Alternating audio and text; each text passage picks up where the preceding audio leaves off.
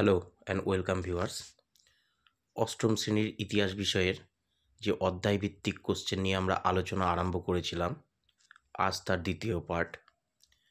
অধ্যায়টির নাম তোমরা দেখতে পাচ্ছ, আঞ্চলিক শক্তির বিকাশ।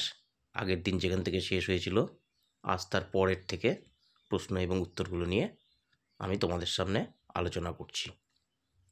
তো দেখো, আমাদের এখানে প্রথম কোশ্চেন, কোন সম্রাট দেওয়ান পদে মুর্শিদ কুলির নিয়োগ পাকাপাকি করে দেন?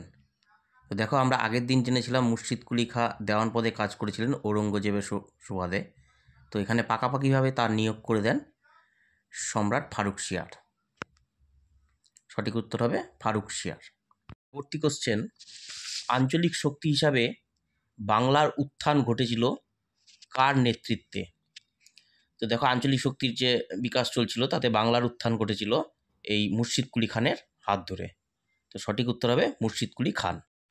নেক্সট কোশ্চেন, কাটরা মসজিদ কোথায় অবস্থিত? কে এই মসজিদ নির্মাণ করেছিলেন?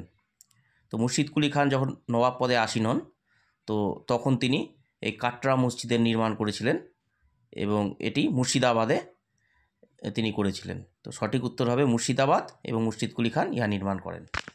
পরবর্তী কোশ্চেন, কত খ্রিস্টাব্দে মুর্শিদ কুলি খান মারা যায়?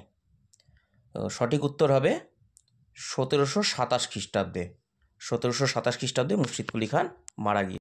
নেক্সট কোশ্চেন, মুর্শিদ কুলি খানের পরে বাংলার মসনদে কে বসেছিলেন? তো মুর্শিদ কুলি খান মারা যাওয়ার পরে বাংলার মসনদে যিনি বসেছিলেন তিনি হলেন আলীবর্দী খান। তিনি জগৎ শেঠের মদতেই মূলত বসেছিলেন।